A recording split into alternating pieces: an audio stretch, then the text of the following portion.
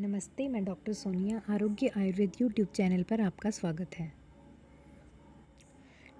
Today's topic is introduction to Ayurveda.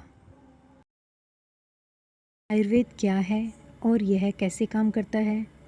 योग, meditation व health को जानने के लिए हमारे चैनल को सब्सक्राइब करें।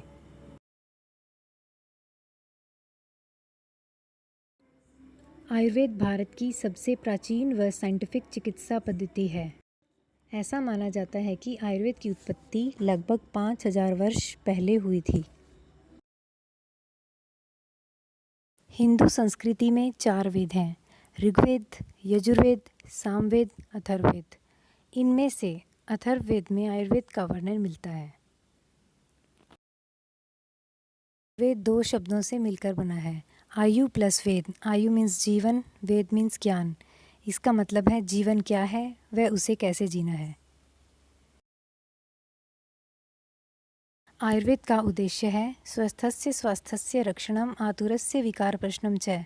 मतलब इसके 2 ही उद्देश्य हैं: स्वस्थ व्यक्ति के स्वास्थ्य को बरकरार रखना व रोगी को ठीक कर उसे स्वस्थ बनाना।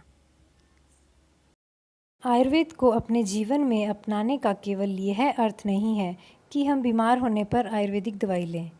आयुर्वेदा का मेन पर्पस यह है कि हम आयुर्वेद के नियमों को फॉलो कर बीमार ही न हों। इसके लिए आयुर्वेद में दिनचर्या, ऋतुचर्या, सदवृत, स्वस्थवृत, इन सब के बारे में बताया गया है। इनके बारे में विस्तार से हम अपनी नेक्स्ट वीडियोज़ में डिस्कस करेंगे। WHO, जो विश्व का सबसे बड़ा स्वास्थ्य संगठन माना जाता है, उसने स्वास्थ्य की परिभाषा देते हुए कहा था कि definition of health is absence of disease only. बीमारी की अनुपस्थिति ही स्वास्थ्य है। WHO ने 1978 में इसे बदलते हुए कहा कि स्वास्थ्य केवल रोग का अभाव ही नहीं, बल्कि शारीरिक, मानसिक व सामाजिक स्थिति का संतुलन है। जबकि आयुर्वेद में महर्षि सुश्रुत ने 5000 वर्ष पहले ही कह दिया था कि सम दोष सम अग्नि सम धातु मलक्रिय प्रसन्न आत्मेंद्रिय मन स्वस्थस्य इत्यभिधीयते। अर्थात दोष समान हो, अग्नि समान हो, धातु समान हो व मल आदि क्रियाएं सम्यक रूप से हो, वह जिसकी आत्मा, इंद्रिय व मन प्रसन्न हो। इन शॉर्ट, शरीर के किसी अंग में कोई दिक्कत न हो और उसका मन प्रसन्न हो। आयुर्वेद के महत्व को एक उदाहरण की सहायता से समझते हैं। हम कोई भी इंस्ट्रूमेंट खरीदते हैं, उसे कैसे यूज़ करना है, इसके लिए यूजर मैनुअल दिया जाता है। हमारा शरीर भी एक मशीन की तरह है और इसका यूजर मैनुअल आयुर्वेद के ग्रंथ है। केवल आयुर्वेद एक ऐसा ग्रंथ है जिसमें बताया गया है कि हम जो भी एक्टिविटी करते हैं उसका हमारे शरीर पर कैसा प्रभाव पड़ेगा। जैसे भोजन अगर हम गलत तरीके से खा रहे हैं तो हमें अनेक प्रकार के रोग हो सकते हैं। जैसे दूध के साथ अगर हम रोज़ कोई ऐसी वस्तु खाते हैं जिसमें नमक हो तो हमें कुछ समय बाद त्वचा रोग हो सकता है। अगर हम आयुर्वेद को सही तरीके से फॉलो करें तो शायद हम बीमार ही न हों। आयुर्वेद में शरीर की प्रकृति को 3 भागों में बांटा गया है: वात, पित्त, कफ। अगर हमारे शरीर में कोई भी रोग होता है तो वो इनके असंतुलन से होता है।